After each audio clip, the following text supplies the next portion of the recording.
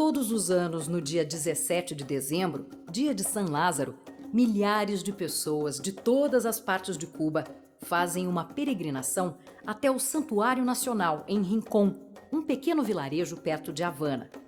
A procissão vai passando pelo caminho forrado de imagens, altares improvisados, flores, velas e pessoas pedindo dinheiro para remediar seus males. Os peregrinos rezam para pedir graças ao padroeiro das enfermidades. A fumaça das velas e dos charutos se mistura aos odores agridoces do caminho. Mulheres, crianças, homens, gente de todas as classes se juntam como em um só corpo, a caminho do santuário, à espera que o santo derrame suas bênçãos sobre eles e que seus desejos sejam atendidos.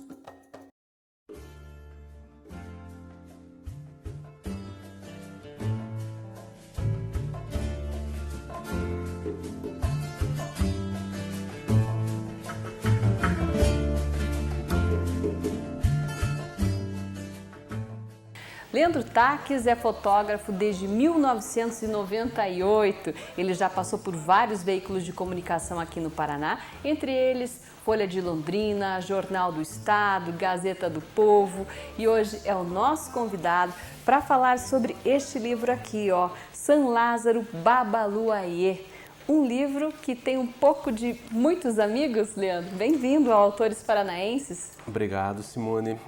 Esse livro é produto de um financiamento coletivo e tivemos aqui 328 colaboradores, né? Esse livro fala de uma romaria que acontece em Cuba, a Romaria de San Lázaro, e Babaluayê é o orixá no sincretismo na santeria cubana. Esse livro é produto de duas viagens que eu cobri por 2 anos a Romaria, em 2012 e 2014, e tenta mostrar, tenta apontar e quem sabe até decifrar essa fé do povo cubano no Santo San Lázaro. É San Lázaro que é um dos mais venerados em Cuba, exatamente. Um dos mais populares. Exatamente, é um santo muito venerado, né? E existe perto de Havana uma comunidade que se chama Rincón, onde está a igreja, é um santuário, Santuário Nacional de San Lázaro. E nesse santuário, todo dia 17 de dezembro, que é o dia do santo, acontece uma romaria. Na verdade, alguns dias antes e alguns dias depois, né? No dia 17, digamos assim, é o ápice. E cubanos de todas as regiões da ilha vão até o Santuário de San Lázaro para pagar promessas, pedir novas graças e manifestar essa fé. E fotograficamente é uma coisa muito interessante, é uma coisa muito forte, né? Porque existem alguns cubanos, alguns devotos que arrastam pedras, puxam pedras. Existem alguns devotos que vão rastejando pelo caminho para pagar essas promessas, enfim. Tem uma foto aqui, um senhor que eu fotografei em 2012 e 2014, e eu achei, né, nossa, fotografei esse senhor. E aí eu fui conversar com ele. Você lembrou dele, não? Lembrei dele, é emblemático. E aí o que aconteceu? Ele me contando que ele há 19 anos vai ao santuário de Rincón, porque a filha dele teve uma doença e aí ele fez uma promessa e a filha dele foi curada. Então ele paga essa promessa todo ano. Então assim, é uma figura que vai todos os anos até o fim da vida pagar essa promessa para San Lázaro. E outras histórias tantas que a gente vai colhi pelo caminho lá nessas 2 vezes que eu fotografei. Pois é, na primeira vez você já voltou para o Brasil com essa ideia de que vou lançar um livro ou não? Não. Como é que surgiu San Lázaro na minha vida? Em 2011 eu fui a primeira vez para Cuba e um fotógrafo nosso aqui, o João Urban, amigo, quando eu falei que ia para Cuba, ele pediu para eu levar um presente para um fotógrafo cubano amigo dele. Essa história, inclusive, está aqui no livro. Esse fotógrafo se chama Raul Canibanho. E eu conheci esse fotógrafo, eu fui em dezembro de 2011, entreguei o presente do Urban para ele, enfim, acabamos amigos. Eu levei um outro livro meu, o primeiro livro de fotografia para ele me deu um outro livro, enfim, viramos amigos. E ele comentou comigo, poxa, que pena que você chegou depois do São Lázaro. São Lázaro tinha, o dia 17 tinha sido 3 ou 4 dias antes da minha chegada. Que pena e tal, enfim, passou. E aí, quando eu voltei para o Brasil, eu fui pesquisar sobre São Lázaro e me encantei. E resolvi retornar a Cuba em 2012, dezembro de 2012, para viajar, mas aí eu consegui estar em Cuba no dia 17. Aí já com o equipamento preparado, exatamente, já com... E aí fotografei São Lázaro pela primeira vez, no dia 17, somente no dia 17. O material ficou bacana, voltei para o Brasil. E aí, no ano seguinte, 2013 e 2014, eu comecei a me interessar pelo tal do financiamento coletivo, que é uma... Eu tenho dito que eu ando um entusiasta dessa nova alternativa para se viabilizar alguns projetos pessoais, projetos culturais e assim por diante. E junto com isso, alguns outros exemplos de publicações viabilizadas pelo financiamento coletivo, eu falei, poxa, eu estou a fim de fazer alguma coisa com esse financiamento coletivo. Vou publicar um livro. Mas o que eu vou publicar? Daí, poxa, aquele material de São Lázaro tá bacana, gostei, é uma coisa forte. Eu já venho fotografando manifestações de fé desde 2009, né? Então eu já fotografei a festa do Rossio em Paranaguá, já fotografei o Círio de Nazaré, já fotografei Juazeiro do Norte, vou fotografar esse ano Aparecida, fotografei Iemanjá, enfim. Bastante eclético, independente da religião. Exatamente. E aí eu falei, poxa, legal, acho que São Lázaro rende alguma coisa. E aí comecei a montar o projeto do financiamento coletivo ainda lá em agosto, setembro de 2014 e já me programei para, em dezembro de 2014, retornar para fotografar mais uma vez. E aí nesse retorno eu acabei fotografando 3 dias, umas 12, 15 horas por dia, para você ter um material bem robusto, até para você fugir um pouco daquela visão exótica, né, de uma viagem só, poxa, que legal. Interagir mais com aquelas pessoas para o que eu chamo ter um material um pouco mais honesto daquilo lá. O que você levou com você? A máquina, né, o cartãozinho não é mais como era antigamente, que exato, você carregava um monte de coisas, um monte de rolinho de filme ali. Você me entregou aí da data desde quando que eu... 98. Desde 98. Eram outros tempos. Eu comecei a fotografar com um filme, né? Hoje a gente tem a tecnologia digital que facilita muito, né? Então o equipamento, basicamente, eu trabalho com 2 corpos, são 2 câmeras, 3 lentes e muitos cartões. Os cartões a gente pode chamar que são os filmes, ou seja, é o teu espaço para armazenar os dados, as fotografias.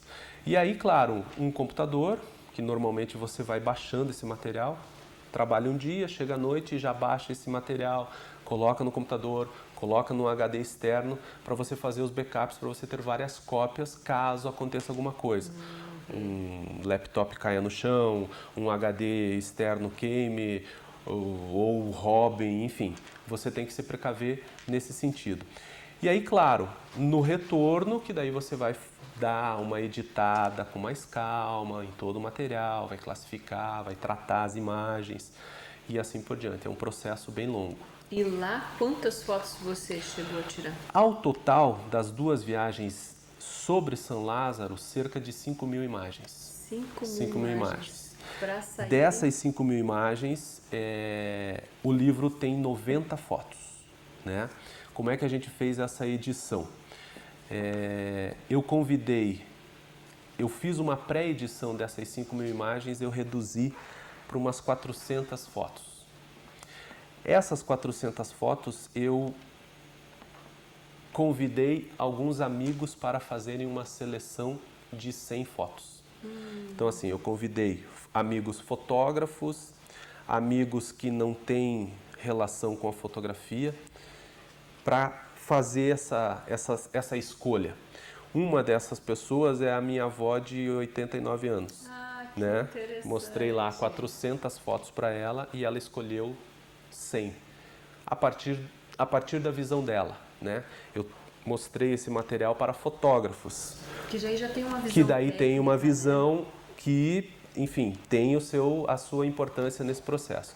E aí, a partir disso, eu fiz uma escolha das fotos mais escolhidas.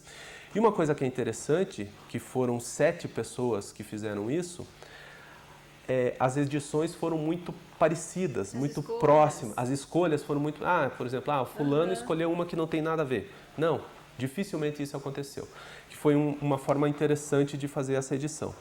Depois de escolhidas essas 100 fotos, essas fotos foram para tratamento.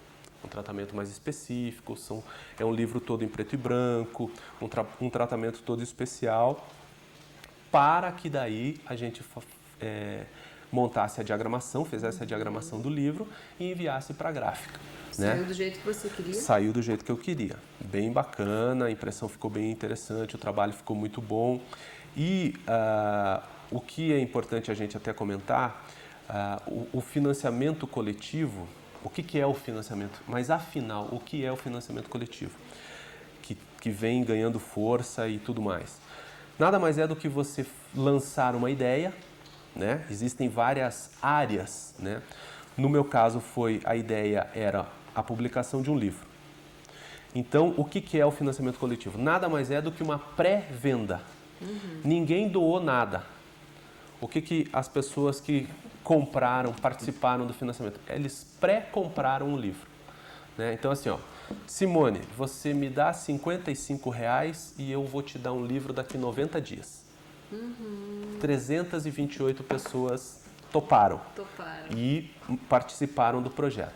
E aí, claro, na campanha do financiamento coletivo, você estabelece aonde que você vai gastar o dinheiro. Então, no meu caso, a maior parte do dinheiro arrecadado foi a gráfica. Né? Por causa da qualidade. Porque é o mais caro do processo. Aí, por exemplo, teve gente em Fortaleza que comprou o livro. Eu tenho que fazer chegar esse livro lá. Então, uma segunda despesa é correio, envio. Né? Eu fiz uma das recompensas da campanha foram cópias fotográficas, né? Que eu enviei, algumas pessoas escolheram o livro e mais uma cópia fotográfica, uma impressão fotográfica em fine art.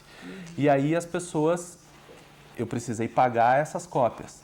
Então todos esses custos são especificados na campanha da arrecadação. Quem ainda quiser o livro, onde pode encontrar? Pode me procurar via Facebook ou via e-mail no meu site, tem lá como entrar em contato e a gente conversa e eu envio o livro por correio. E uma coisa que é interessante, a nossa campanha acabou extrapolando a meta, né? Porque você estabelece lá um valor. E aí as pessoas perguntam, Leandro, o que você fez com o que sobrou? Na verdade, a proposta da campanha era só a impressão do livro e as recompensas. Como acabou sobrando um dinheirinho, eu fiz uma exposição fotográfica com 25 quadros, impressão em fine art, bem bonito, e fizemos um lançamento no Museu da Fotografia. Uma espécie de missão cumprida, assim, para apresentar o projeto. Então foi muito bacana isso. E para escrever o livro, eu convidei o nosso amigo querido José Carlos Fernandes, que é um jornalista sensacional, tem um texto maravilhoso, dispensa muitas apresentações. Eu trabalhei com o Zeca na PUC, quando eu fui professor lá, e na primeira vez que eu fui para Cuba, eu cruzei com ele no corredor e falei, poxa, Zeca, fui para Cuba. fiquei apaixonado e tal, e nós ficamos uns 40 minutos conversando assim, no corredor em pé sobre Cuba. E aí, quando rolou toda essa história de São Lázaro, eu falei, poxa, eu vou ligar para o Zeca e vou convidá-lo, né? Zeca, é o seguinte, estou com um projeto assim, assim, assado, a ideia é fazer isso, mostrei as fotos, ele se encantou com as fotos e falou, Leandro, tamo junto. E aí, claro, o Zeca tem uma relação muito íntima, muito forte com a religiosidade, ele estuda as religiões, então para ele foi um prazer e foi muito bacana tê-lo no projeto, né? Então foi sensacional. Tá aí a nossa dica de leitura, então, né? De imagens aqui, porque existe a leitura das imagens também. Com Quem certeza. quiser ter o quadro em casa, como você falou, também é possível. Pode, vamos conversar. Fica muito bonito. E obrigada pela participação, Leandro. Obrigado vocês. Contatos, então, para quem Contatos, o leandrotaques.com, que é o meu site, e o Leandro Taques no Facebook, que a gente se encontra lá via inbox. Muito bem.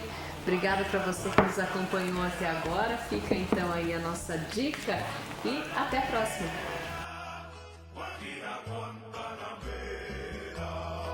Yo soy un hombre sincero, de donde crece la palma. Yo soy un hombre sincero, de donde crece la palma. Y antes de morir yo quiero echar mis versos del alma. Y antes de morir yo quiero echar mis versos del alma.